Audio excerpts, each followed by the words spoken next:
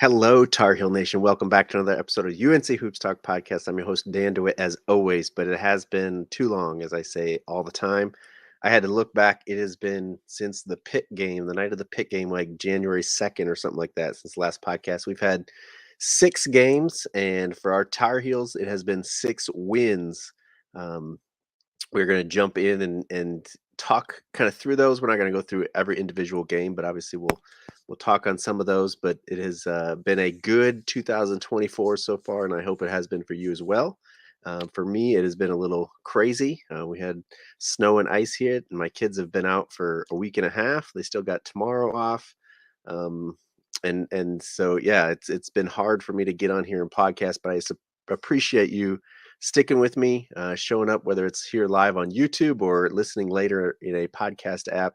Appreciate that. I hope you are subscribed and you'll share it with friends and family. But let's not go through that tonight. We know that spiel. If you've been listening, if you're new here, I appreciate it. Love that you're here, and let's unite Tar Heel Nation. But so yeah, after that Pitt game, we went to Clemson, beat them 65-55 and a good win there. Unfortunately, they've kind of fallen off since then, so it doesn't look like as good a win as we thought it was going to be then, as we were both undefeated. Then we played NC State at their place. Remember, this was the 3 games on the road between Pitt, Clemson, State to kind of start our ACC play, minus the Florida State game we played in December. But went to State, both undefeated in the conference there as well. We come away with a 67-54 win, kind of grind it out. Both of those really kind of lower scoring, but it shows that we can play at multiple paces, multiple ways, and still get the win, which is what we haven't seen in a couple of years. So then we followed that up and we just blow out Syracuse as we come back to the Dean Dome for the first time in 2024. I believe those, yeah. First time in 2024, we beat them 103-67. Not much to say there. Follow that up with Louisville at home, 86-70 win over the Cardinals. Uh, Kind of a grinded out, slow getting into it. Felt like we kind of were there. They cut it down to 5 a couple of times in the second half, but never really felt like they were gonna really challenge us. And then we pull out and still get a double-digit victory there. And then we just recently had Boston College over the weekend. Again, had to grind it out. Teams are trying to slow us down and hold our weapons down, but we still get barely a double digit win, 76-66 over Boston College. And that brings us to tonight, Wake Forest back in the Dean Dome. We were down 1 at halftime. We'll get into this game maybe a little bit more, but great second half for us when we pull away and beat them by 21, 85-64. So our Tar Heels are rolling, as I put in the title of this podcast.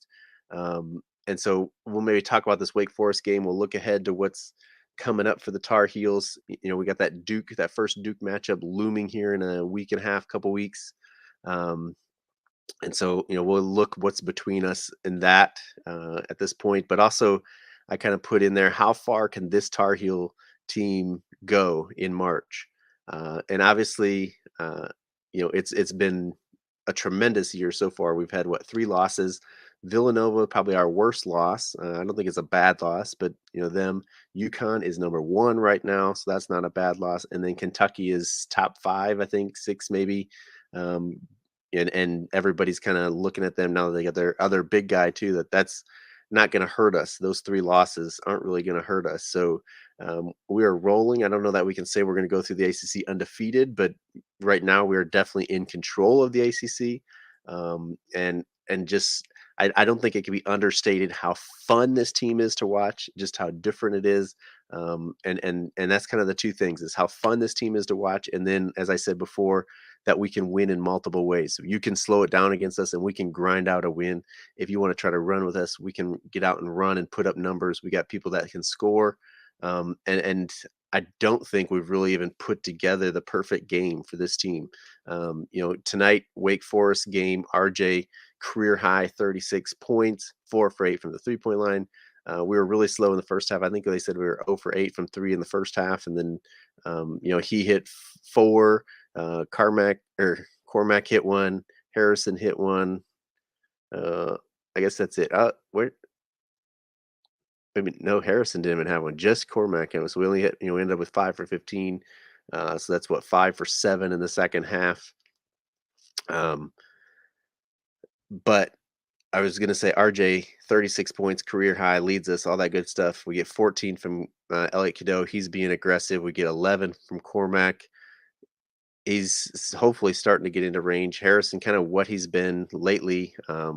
10 rebounds, 14 rebounds, or sorry, 10 points, 14 rebounds. Good solid game, doing what he does. But then Armando in this game, 5.7 rebounds, 4 fouls again. And that's what I say. I don't think we've put together. I think if we can get Armando going, RJ is knocking him down. I don't know that we're ever going to get a perfect game where everybody's just knocking down. That doesn't happen much. But really, to get an ideal game where we got our big guy and our guard going, our shooters, being consistent and at least holding their own there, is kind of what I would look for. But again, we can win in different ways. We can pound it inside and we can get Armando going. We did that. He was for a little while. He was doing that against State. He did that Boston College early on. Got their big guy in foul trouble. But then we also have the ability for Elliott to get to the rim and score or dish. RJ can get into the lane. He can knock down that mid range. He can obviously knock down the three. Harrison Ingram can post you up. He can dish out of the post. He can, he's got plenty of moves inside to score. He can knock down the three. Jalen Withers has shown a lot more. His athleticism, his rebounding. We can get some decent minutes out of Jalen Washington. I still think there's more there to be had as well. Just 5 minutes tonight. Seth Tremble knocking down the corner three, playing tenacious defense, athletic finishes at the rim. Who else am I missing? Feel like another big guy. Jalen Withers, Harrison Ingram. Feel like there's another one in that I'm just blanking on. But yeah, like I said, a lot of fun to watch and a lot of different ways we can do. If we spread it out, Elliott's probably not going to knock down too many threes this year. But Cormac is the threat. Harrison's a threat. Withers is a threat. Washington can be a threat. Trimble, like I said, is a threat. RJ, obviously. Um, I don't know if people will respect Paxton Wojcik. I think they'll kind of let him shoot, but he can knock it down. I don't know that that's the person we want shooting it, but yeah, tremendous game tonight, or tremendous second half anyway tonight. We kind of took a while to get into it, but then boy, did we sure get into it here in the second half. And then it looks like we can be rolling a little bit as we go forward. Like I said, we have that Duke game kind of looming out there on February 3rd. So about 2 weeks away from us, a little bit less.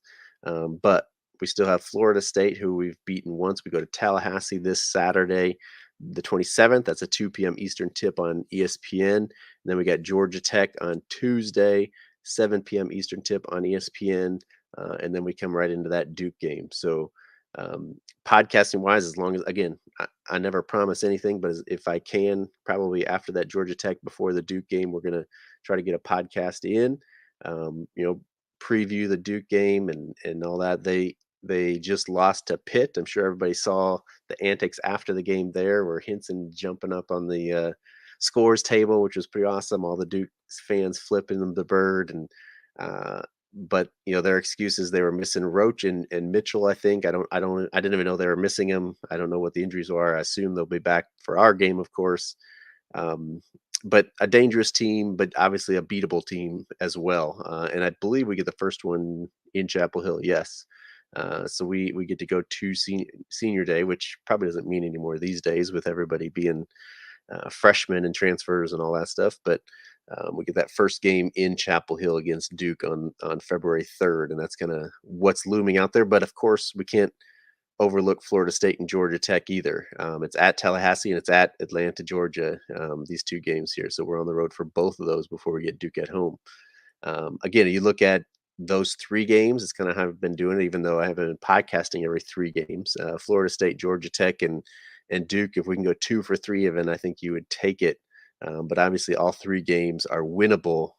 Having beaten Florida State, Georgia Tech, obviously we can beat them, being a top 5 team, and then Duke at home, I would think we can beat them. So again, just the excitement around this. Again, to have a top 5 team, a top 3 team, all this stuff is pretty crazy. I mean, if you've been a Tar Heel fan long enough, uh, then it's what we're used to. It's getting back to the norm and to the history and to the tradition and all that. If you're a new Tar Heel fan, like this is exciting and it's our turn and things like that. But we got Garrett in here saying we're streaking. Good to see you, Garrett. Thanks for being in here. We got 300. Haven't seen you in a little while, man. It's he says, "What's up? We're rolling for sure." Garrett says we're a tough team. 300 says we're playing serious defense. Didn't see us play this good of D in a while. Garrett says, "You remember my New Year's resolution: top 15 team defensively, and we become more than that." And last podcast again. I know it's been a while, but I was kind of ragging on the rebounding. But I saw a tweet yesterday or today that we've gone from like I don't know, in the hundreds at a minus 2.7 advantage or something over opponents to shoot, I don't know where we're at. I think we're maybe in the I was gonna say 20s, maybe 40s or something like that with a like a -7 advantage. But to bump up that much, we were at like a minus 14 advantage, which would have been first in the nation for that stretch. I don't remember when it started, but so our rebounding is way better. Obviously, yeah, our defense has been pretty good most of the year, especially our 3-point defense, which we aren't used to as Tar Heel fans. We don't even hardly know what to do with that. Um, but Rev says, "Good game. Thanks for getting on the podcast or on the post game." Uh, that's the thing with these early ones is we can do that and we can come here and talk about it. But and there it is. Our 3-point D is better than our free throw D under Coach Smith. Yeah, it has been good. How many times now have we heard like this team is shooting this from three and then they only hit a couple. I don't know what Wake even hit tonight. I know it wasn't too great. 3 for 20, and I don't know what their average was before that. But I think we heard about Clemson. We heard from about Syracuse. I feel like trying to think of what are the Boston College. I think they were saying they shot this from three or whatever. State was one that hit a bunch of threes and didn't really do anything from three against us. So yeah, you definitely have to give RD some of that credit. So and then Garrett says Harrison becoming a steady rebounding. I mean, he's probably been our leading rebounder in 2024. Baycat great on defense, not offense though. Yeah, Baycat's been blocking more shots, challenging more shots. Maybe that's why he's not getting the rebounds as much. But um, and yeah, I think we do need to get him going. That's what I'm talking about. That perfect game is with him going as well. But 300, we're beating everybody by double figures. I loving it. And I mean, you're not lying. Again, there's people out there talking about it, but I know the Boston College one we only won by 10, but that's still double digits. But like I said, we won by 21 against Wake, 16 against Louisville, and that was kind of a sleeper game. Killed Syracuse. State was 13, and they kind of gave up at the end. It was only 10 against Clemson, but that was kind of they really slowed it down and made us grind it out. 13 against Pittsburgh, kind of same thing. It was a very physical, tough, slow game. Killed Charleston Southern. So, um, what 12 against Oklahoma we beat. So going back to our two losses against UConn and Kentucky, we have won by double digits. And what is our streak now? Somebody said we're streaking. Let's see. We've won one, two, three, four, five, six, seven, eight now in a row. So um, yeah, we're definitely streaking. Um, Kind of going through more comments. 300 says this is beautiful. Garrett says, "Why all the Saturday noon tips and 2 p.m. tips? I work." I agree, and I said this about I think it was the Louisville game. We got soccer and we got kids events. All day Saturday. It's really hard to watch those mid Saturday games. Thankfully, that Duke one we know is going to be. I guess I didn't look. I should look first, but it's always kind of prime time Saturday. So 6:30 Eastern tip. So it's even a little bit early for that one, I would say, on a Saturday. But I don't mind the early games because I'm getting old and can't stay up as late. But stay vigilant in here. Good to see you, man. Says everyone was scared of Wake. I was like, stop. Um, Not been on an 8-0 start in the ACC since 15-16. There we go. Nintendo nerd is in here. Good. How you doing, man? Big win. This team has been so much fun to watch lately, for sure. Huge. for sure. Stay vigilant. 16-3, 8-0, finally vintage UNC records. Yeah, this brings us back to, well, for me anyway, my childhood and kind of what we expect every year out of the Tar Heels. So um, 300 says I've been running around. Um, I'm back for every podcast now, keep them coming. I'm trying. I wish I could be on a better schedule. I know. Um, Defense is definitely this team's calling card. Baycott is slipping a bit. Yeah, I don't know. I mean, people have talked about like he told RJ, "This is your team" and stuff, but obviously we still want him to be aggressive, and we'd still like to have an inside game where we really go. I don't know if it's because Harrison's posting up and taking that. He's just a better passer out of the post. Um, I don't know, but I guess as long as he keeps working and going after it, we can't really complain too much. But Nintendo says Mondo will dominate when he needs to. Tonight was a guards game, and he understood that. I mean, I don't disagree, but it just seems like there's been too many of those. We started off and Mondo is having the 20 and 18 game or whatever. Uh, and I'm not saying we even need that, but if we can get 16 and 10 out of Armando instead of 5 and 7 that we had tonight, is I think kind of what most of us want anyway. So Garrett's going to be off for the Duke game. I'll make sure that I can watch that one as well. Um, Nintendo also says Mondo's been a great defender. He's okay not being the focal point of the offense, and we need to accept that. Yeah, hopefully he is. I mean, I don't know if you have any insight on that, but he seems to be for sure. But again, I still want him scoring. I want him getting, like I said, 12 to 16 points every game for sure. Garrett says he's missing too much around the rim. That's what he's always done. But we won't go there on a night to like tonight. Mondo's doing great on defense for sure. Like I said, he's blocking and challenging more shots. Just I think being more aggressive. It's come with a little bit more foul trouble, but we're deep enough to where he can be that aggressive. Maybe that's why he wasn't the defensive player like this in the past, is because we didn't have, once he went out, we didn't have a post. And so maybe he couldn't be. But Stay Vigilant says, I just say we need our stars to be consistent.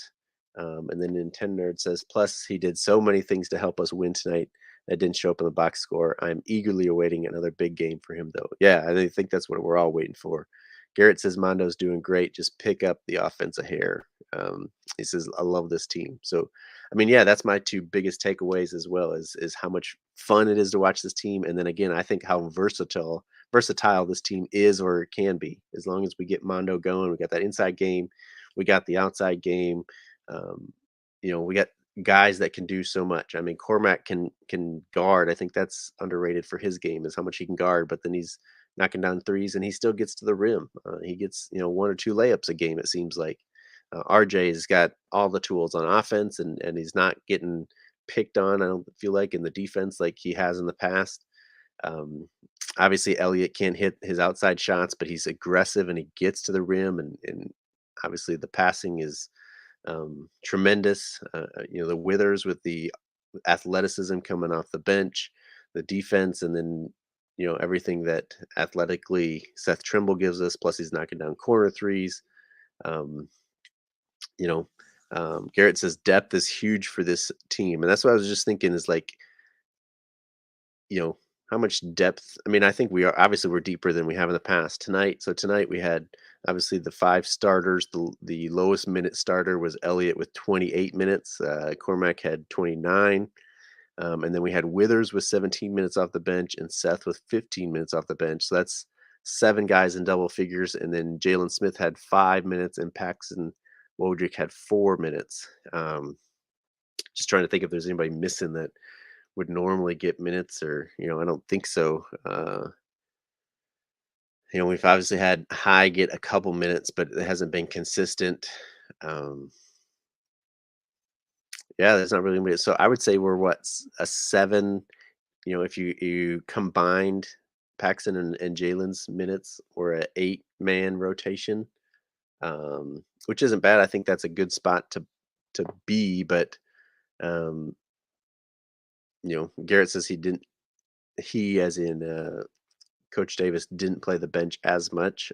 It was which was kind of weird in the at the end there. I know some people were saying why are our starters still in and stuff like that, but um, I don't know. They didn't. I guess I would have to look back. I haven't looked at the box scores. I didn't open up all those, and I haven't podcasted in forever. So he says it was payback for our loss last year at Wake. Maybe, I guess.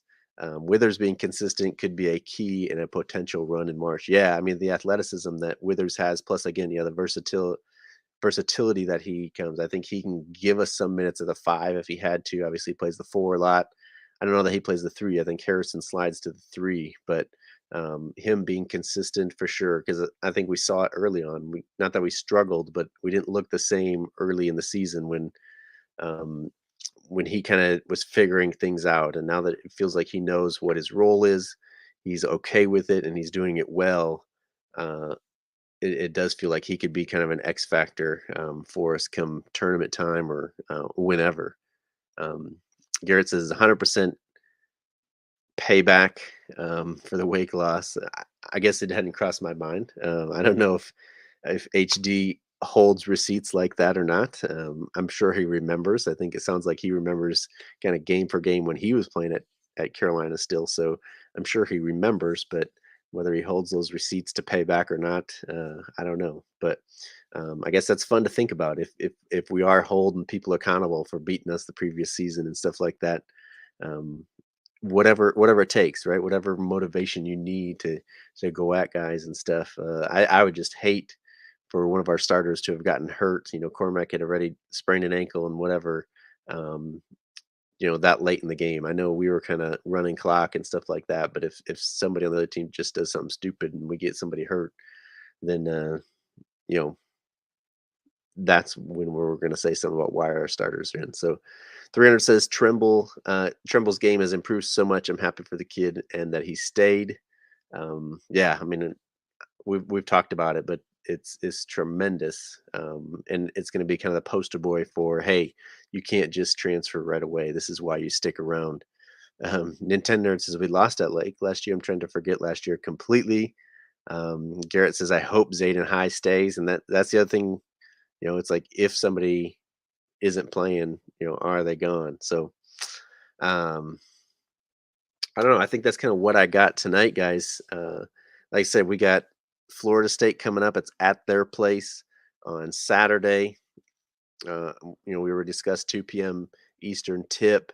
Uh, I think they're playing better than we did than when we played them the first time. So it's again something we can't overlook. And now we got a nice break from Monday to Saturday to kind of rest up and be ready. And then we flip around, not quite as quick of a turnaround as we've had this time with the Saturday Monday.